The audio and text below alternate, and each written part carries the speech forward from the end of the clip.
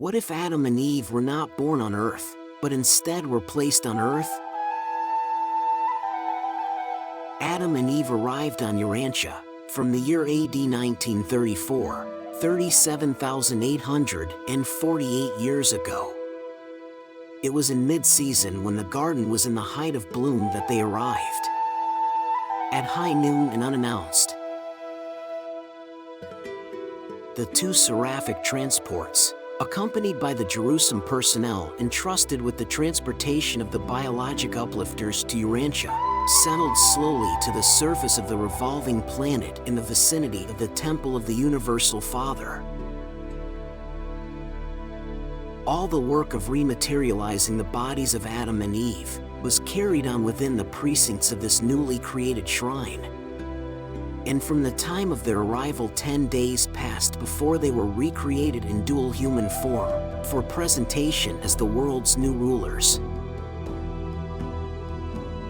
They regained consciousness simultaneously. The material sons and daughters always serve together.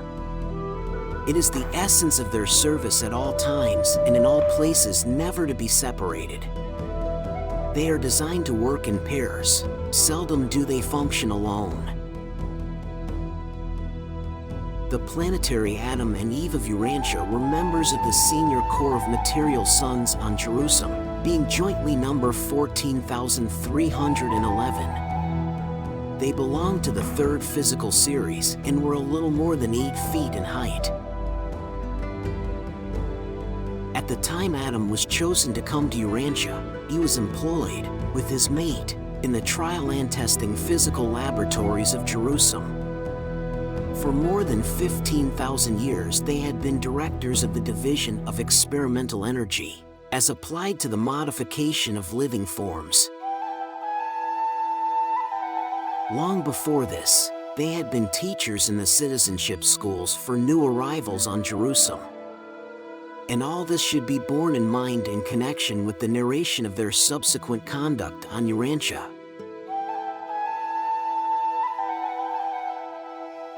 When the proclamation was issued calling for volunteers for the mission of Adamic adventure on Urantia, the entire senior core of material sons and daughters volunteered. The Melchizedek examiners, with the approval of Lanaforge and the Most Highs of Edentia, finally selected the Adam and Eve who subsequently came to function as the biologic uplifters of Urantia. Adam and Eve had remained loyal to Michael during the Lucifer rebellion. Nevertheless, the pair were called before the system sovereign and his entire cabinet for examination and instruction. The details of Urantia affairs were fully presented. They were exhaustively instructed as to the plans to be pursued in accepting the responsibilities of rulership on such a strife-torn world. They were put under joint oaths of allegiance to the Most Highs of Edentia and to Michael of Solvington. And they were duly advised to regard themselves as subject to the Urantia core of Melchizedek receivers, until that governing body should see fit to relinquish rule on the world of their assignment.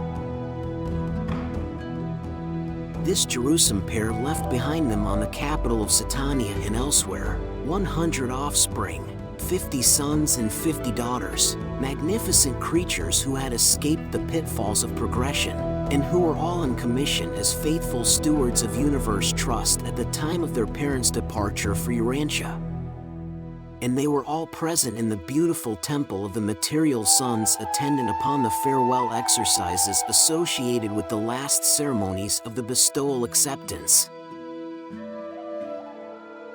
These children accompanied their parents to the dematerialization headquarters of their order, and were the last to bid them farewell and divine speed as they fell asleep in the personality lapse of consciousness, which precedes the preparation for seraphic transport.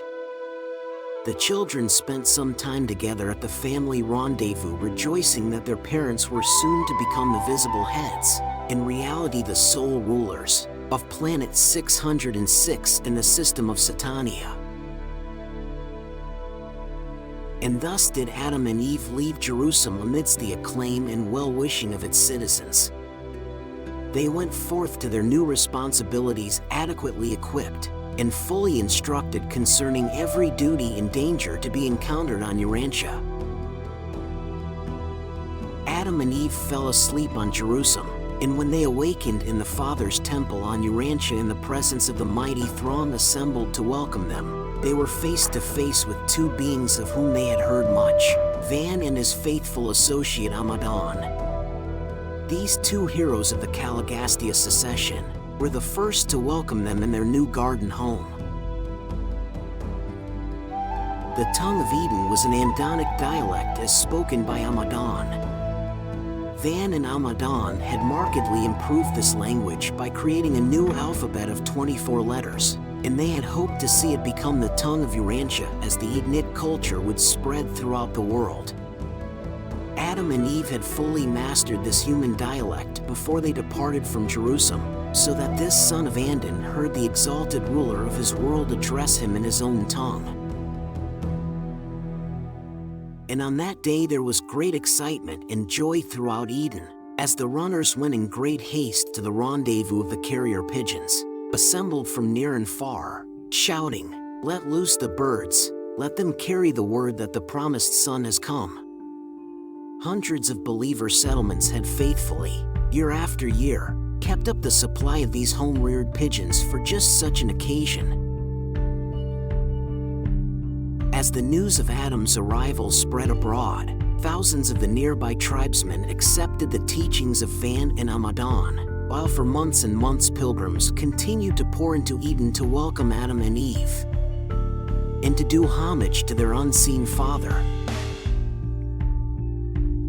Soon after their awakening, Adam and Eve were escorted to the formal reception on the great mound to the north of the temple.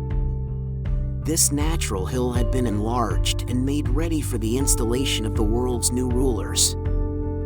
Here, at noon, the Urantia Reception Committee welcomed this son and daughter of the system of Satania.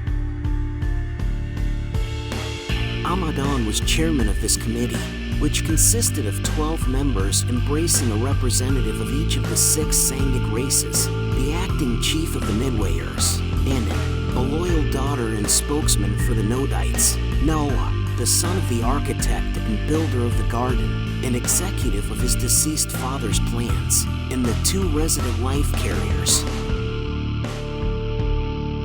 The next act was the delivery of the charge of planetary custody to Adam and Eve by the senior Melchizedek, chief of the Council of Receivership on Urantia. The material son and daughter took the oath of allegiance to the Most Highs of Norlatiadek and to Mikael of Nebadon, and were proclaimed rulers of Urantia by Van, who thereby relinquished the titular authority which for over 150,000 years he had held by virtue of the action of the Melchizedek receivers.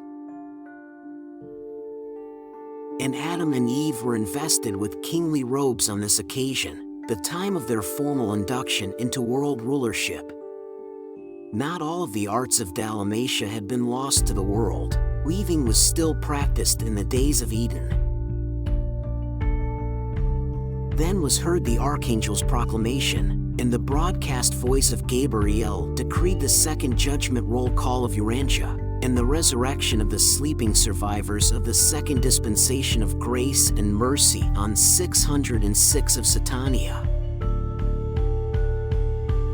The dispensation of the prince has passed. The age of Adam, the third planetary epoch, opens amidst scenes of simple grandeur, and the new rulers of Urantia start their reign under seemingly favorable conditions, notwithstanding the worldwide confusion occasioned by lack of the cooperation of their predecessor in authority on the planet. I appreciate you watching my videos. Don't forget to like and subscribe.